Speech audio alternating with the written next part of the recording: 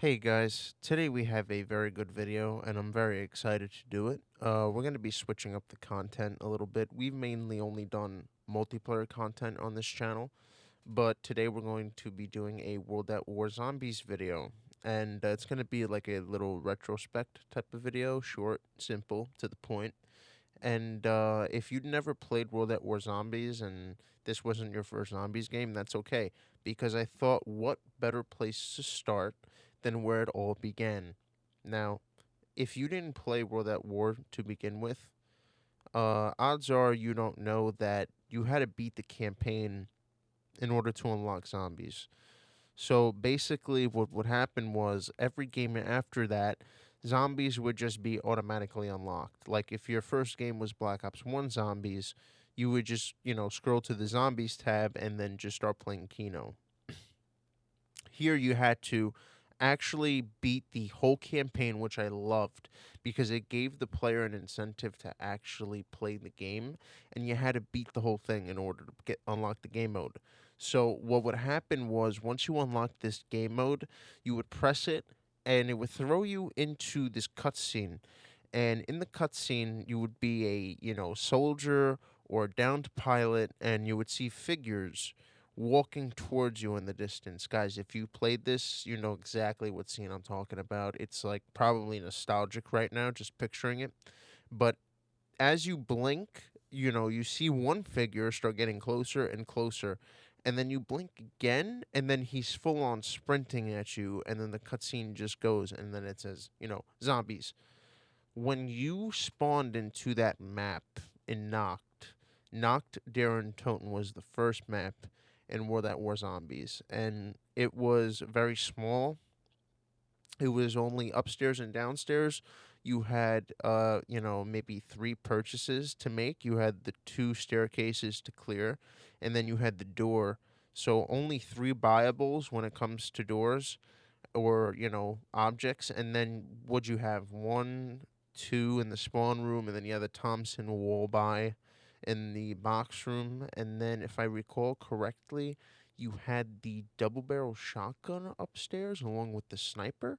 So, and then you also had the grenades by the other staircase. So you had a couple wall buys, you had a couple of different methods that you can use in order to make the zombies flow. You could keep one staircase blocked off, so that way when the zombies spawn, they'd only come up one staircase.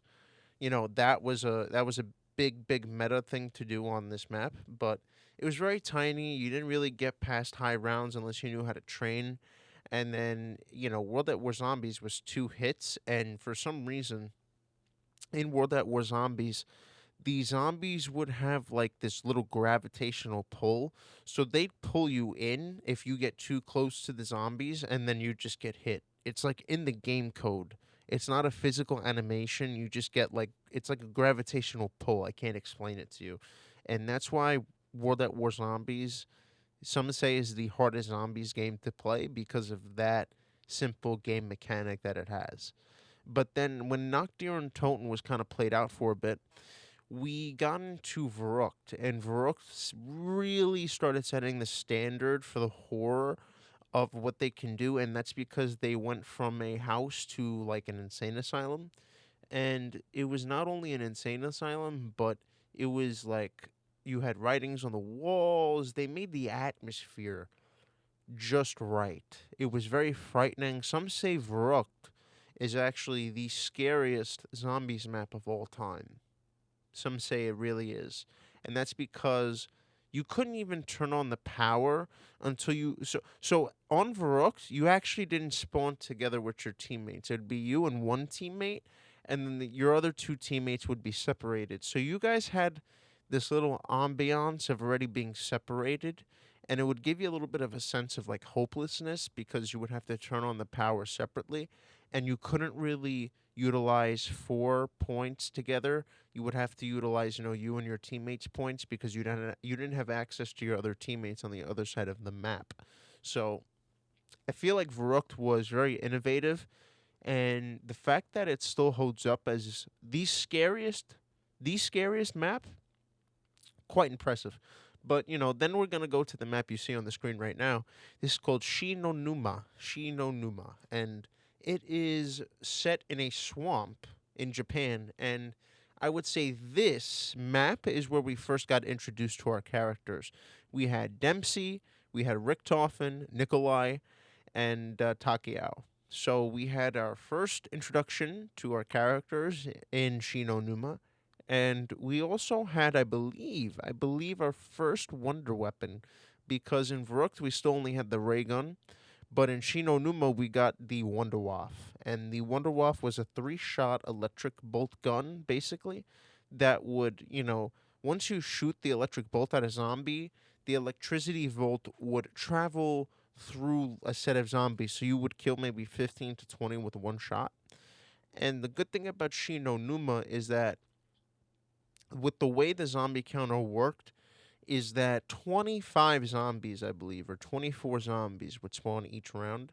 So the highest zombie rounds of all time have been done on Shino Numa because it was only 24 zombies around. You also had your perk systems introduced. You had Juggernaut, you had Sleight of Hand, you had your first perk system introduced. Shino Numa was the first, groundbreaking zombies map to introduce the characters that we love to this day, the perks that we love to this day, the wonder weapons it was fantastic. It was very, the map itself might have not been the best, or people might have not liked it, but when it comes to introducing everything we love about zombies, that was the map to start it all. And I couldn't think of a better map to end it all with than Der Riese. It's just iconic. It is one of the most iconic zombies map of all time, and that's because of the Easter eggs, the design, the lore. It's the foundation of the zombie storyline, guys. It's like, I can't explain it. You had the pack a punch there that was, opened up through the teleporters. You had the different, different types of weapons and the routes, and it's like it's the same thing as the other maps. You had the same weapons, actually. You had the ray gun, you had the Wonderwaffe, but it was the layout of the map and the ambiance. It was just like, and then you had that little teddy bear on the outside, and the radio on the bottom. It was just superb. It was just one of a kind, and Der Riese is just a classic because I also feel like it was the best laid out map and best designed map, and it's top five in a lot of people's list because of that sole reason. It's just very simple, and it takes talent to get to high rounds on Der Riese. You cannot be, a bad player and get to high rounds. You have to be a very talented player to get to high rounds on Der Riese. You have to know how to train. You have to know how to utilize the traps. You have to know which doors to open. So, I think I think we are past this point. I don't think we're ever gonna get back to this point. But it's nice to just watch it again and just, maybe hope we get back to the standard one day, the standard of having a simple game. Less is more. Less is more in my book. So, if we could ever get back to the simplicity, it'd just be fantastic. It'd just be the ideal spot for Call of Duty. But I'll see you guys in the next one. I feel like this was a good video. Peace.